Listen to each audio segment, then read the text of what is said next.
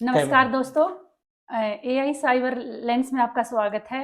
तो प्रदीप जी, मेरा सवाल है आपसे, क्या हमारे बच्चे सेफ हैं? अ, प्रदीप जी, आज का सवाल थोड़ा अनकंफर्टेबल है बट बहुत जरूरी है, क्योंकि हम सब सोचते हैं कि हमारे बच्चे सेफ हैं। हम उन्हें स्कूल, बस, स्टॉप तक छोड़ने जाते हैं। घर में सीसीटीवी होता है, कभी अकेला उन्हें छोड़ते नहीं। हमें लगता है कि हमने सब प्रिकॉशन लिए हैं। तो क्या हम सच में यही सब सही सोच रहे हैं? नहीं, आज की डेट में यही एक सबसे बड़ा मिथ है कि हम लोग ये सोचते हैं कि हमारे बच्चे सेफ हैं। इसलिए सोचते हैं कि हमने उनको वो सारी एमिनिटीज़, सारी फैसिलिटीज़ दी हैं कि बस स्टॉप तक बस लगी हुई है, स्कूल जाने के लिए बस लगी हुई है, बस स्टॉप तक छोड़ के आ रहे हैं, घर पे आ रहे हैं, सीसीटीवी लगा रखे हैं। लेकिन जो सबसे बड़ा खतरा है, वो हमने खुद ही बच्चों के हाथ में दे रखा है, और वो जो खतरा है, वो आज की डेट में है मोबाइल फ़ोन और जो लैपटॉप जो बच्चों के पास में है। अगर ऐसा है, तो नोएडा में जो इंसिडेंट हुआ, उसका क्या कारण था? वो क्यों हुआ? हाँ, अब आपने बिल्कुल सही क्वेश्चन पूछा। अब आप बिल्कुल, जो मैं ये कहना चाह रहा था कि लैपटॉप और मोबाइल, जो मैंने अभी थोड़ी देर पहले बोला, ये डायरेक्ट उसी का एक एग्जांपल है जो कि किस तरीके से हमारे बच्चे वर्नेबल हैं, किस तरीके से इमोशनली ब्लैकमेल हो रहे हैं और इमोशनली लोग लोग उनको ब्रेक करके हैक कर रहे हैं। मोबाइल और लैपटॉप, हमने दो ऐसी चीज़ दे रखी। जो नोएडा वाला केस की आपने बात की, ऐसा एक नोएडा वाला अकेला केस नहीं है। ऐसे ही केस एक पुणे में हुआ है, ऐसे ही एक केस दिल्ली में भी हुआ है, जहाँ पे बच्चे कॉम्प्रोमाइज़ हुए हैं। और कॉम्प्रोमाइज़ होने का जो रीज़न है, वो रीज़न बाहरी फैक्टर नहीं है, वो चीज़ें हैं जो हमने उन्हें खुद ही हमने उनको दी हैं। सो नोएडा वाला केस में भी आपको पता है कि तीनों बच्चियाँ नॉर्मल बच्चियाँ थीं। पेरेंट्स को लगता था कि सब कुछ नॉर्मल है। धीरे धीरे उनको लगा था कि कुछ है जो उनके बिहेवियर में चेंज आ रहा है, बट वो फिगर आउट नहीं कर पाए, चेक नहीं कर पाए कि क्या चेंज है। उनको लगा कि एज के अकॉर्डिंग, टीनेजर एज में एक नॉर्मल है, तो वो चेंज हो रहा है। लेकिन वो किसी गेम के अंदर, किसी स्टेज में उनको इस तरीके से इमोशनली ट्रैप कर दिया गया था कि वो अपने में कंट्रोल में नहीं थी। उनका जो मेंटल कंट्रोल था, that was taken by A game, जो हैकर ने इमोशनली उनको ब्लैकमेल करके, ट्रैक करके उनका कंट्रोल ले लिया था। तो बेसिकली ऐसा नहीं है कि जो सिर्फ चीज़ें आपको लगती हैं कि बच्चे सिर्फ लैपटॉप है, मोबाइल है, सिंपल है, ऐसा नहीं है। आपको आभास भी नहीं होता, और वो मेंटली किसी और के कंट्रोल में होते। मतलब आपका कहना है कि खतरा घर में है।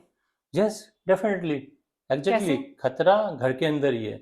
आपका मोबाइल, आपका लैपटॉप विद इंटरनेट, यही एक सबसे बड़ा खतरा है। क्योंकि इंटरनेट और मोबाइल एक ऐसी चीज़ें हैं जो हम लोगों को, बच्चों को जब देते हैं, तो विदाउट एक फ़िल्टर के दे देते हैं। देखिए, जो इंटरनेट है, मोबाइल है, इंटरनेट एक बहुत बड़ी चीज़ है। इसे बिग चीज, बिग थिंग कि बहुत वास्ट है, और हम बच्चों को दे देते हैं without any filter. Filter means उन पे कोई रिस्ट्रिक्शन नहीं, कोई कंट्रोल नहीं, कोई मॉनिटरिंग नहीं, कोई चीज़ हम चेक ही नहीं करते कि बच्चे कर क्या रहे हैं।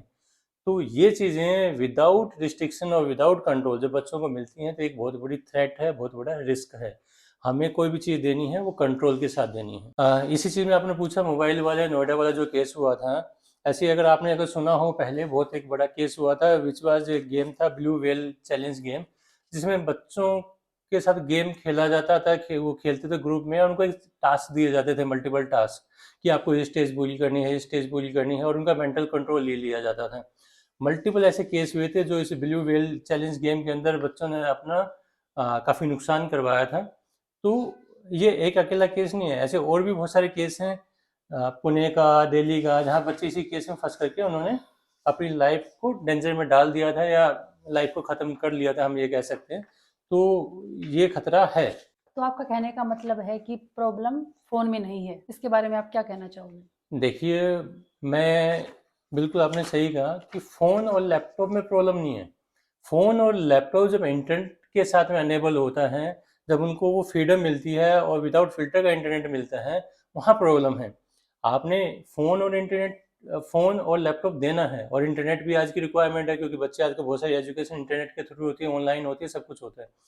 बट इसका मतलब ये नहीं कि आप उसमें कोई रिस्ट्रिक्शन ना रखें, हम कोई मॉनिटरिंग ना रखें, या कोई चीज़ें अनलिमिटेड दे दें, जो कि बहुत बड़ा रिस्क फैक्टर है।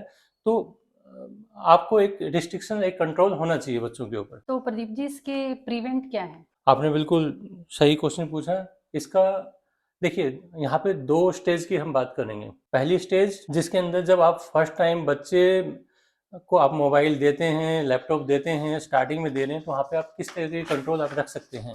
पहला जो कंट्रोल है, जब आप बच्चों को पहली बार में लैपटॉप या मोबाइल देते हैं, तो उनको पहले से कन्वे कर दीजिएगा कि हम की एक्टिविटी को मॉनिटर करेंगे, हम राइट। आपकी चैट भी देखेंगे, आप उस पर पेरेंटल कंट्रोल लगा करके दें कि बच्चे क्या ऐप डाल रहे हैं, और अगर पहले से ऐप डली हुई तो आप एक बार उनको फिल्टर आउट कर ले, चेक कर लें कोई अनऑथराइज ऐप तो नहीं है या ऐसी ऐप तो नहीं है जो बच्चों की रिक्वायरमेंट की है ही नहीं। तो अगर ऐसी चीज़ें हैं तो वो चेक करके आप उनको चीज़ दें। और एक वो मेजर चीज़ें हैं, आप खुद से तो चेक करेंगे ही करेंगे, बट बहुत सारे टूल आते हैं, एक्टिविटी मॉनिटरिंग टूल आते हैं, एंटीवायरस मैंडेटरी है, आप लगा के दो। आपने उनकी कोई जीमेल आईडी या ईमेल आईडी कोई भी बनाया है उस पर एमएफए लगा के दें, फ़ोन के अंदर एमएफए होना चाहिए। बहुत सारी चीज़ें हैं, ये कंट्रोल आपको लगा के देना है। एंटीवायरस मस्त है, ईडीआर भी लगा सकते हैं, मॉनिटरिंग टूल लगा सकते हैं, ये चीज़ें लगा के आप बच्चों को दें। अब बात करते हैं सेकंड स्टेज की।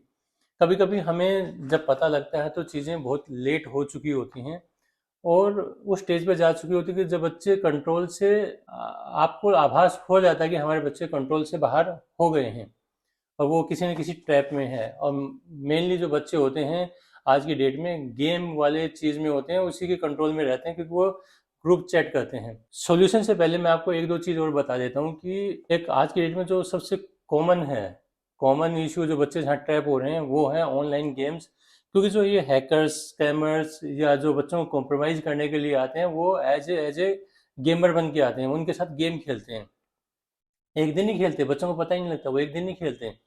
वो 10 दिन, 15 दिन, 20 दिन तक गेम खेलते रहते हैं और बच्चों के साथ एक ट्रस्ट बिल्ड कर लेते हैं और बच्चों को लगता है ये तो डेली आता है, हमारा फ्रेंड बन गया है।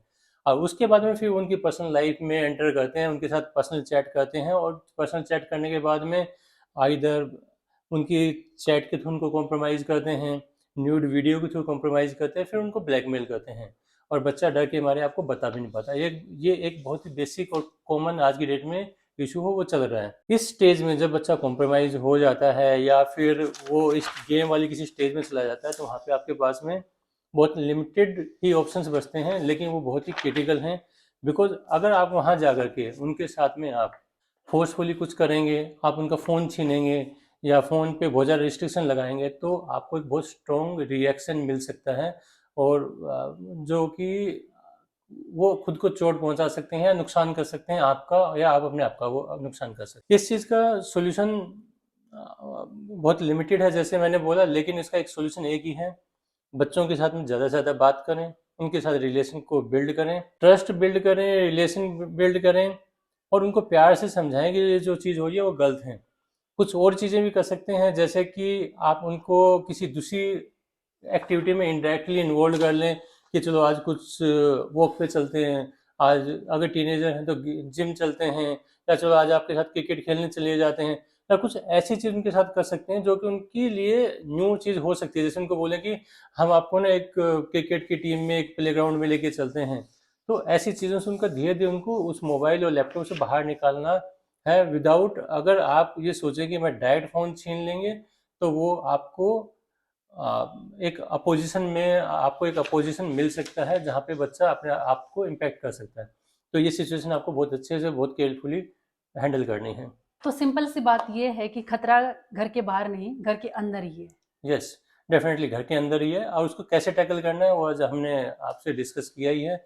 और इसमें आप अपने बच्चों का ध्यान रखें और इस खतरे से कुछ मैंने जो आपको बताया कि पहले जब आप फर्स्ट टाइम लैपटॉप और मोबाइल दे रहे हैं तो क्या क्या ध्यान रखना है, और आप ऑलरेडी अगर उस स्टेज पे जा चुके हैं आप ये चीज़ें दे चुके हैं तो, और आपका बच्चा कॉम्प्रोमाइज़ नहीं हुआ है तो ये टूल जो मैंने आपको बताया वो इंस्टॉल कर लें, वो चीज़ें ध्यान रखना स्टार्ट करें, उनको बता दें कि हम आपकी एक्टिविटी ट्रैप करेंगे।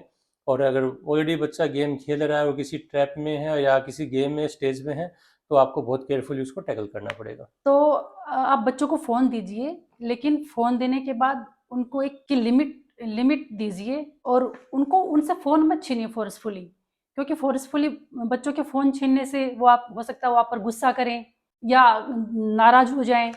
तो एक सिंपल सी बात ये है कि आप अपने बच्चों को प्यार से समझाएँ और उनका हमेशा साथ दें। बिल्कुल, बिल्कुल, आपने बिल्कुल सही कहा, यही एक सॉल्यूशन है। Thank you so much Pradeep ji हमारे स्टूडियो में आने के लिए। Thank you. Thank you everyone. So अगर आपको ये इन्फॉर्मेशन अगर यूज़फुल लगती है तो आप इस चैनल को लाइक, शेयर एंड सब्सक्राइब कर सकते हैं। Thank you everyone. Thank you so much.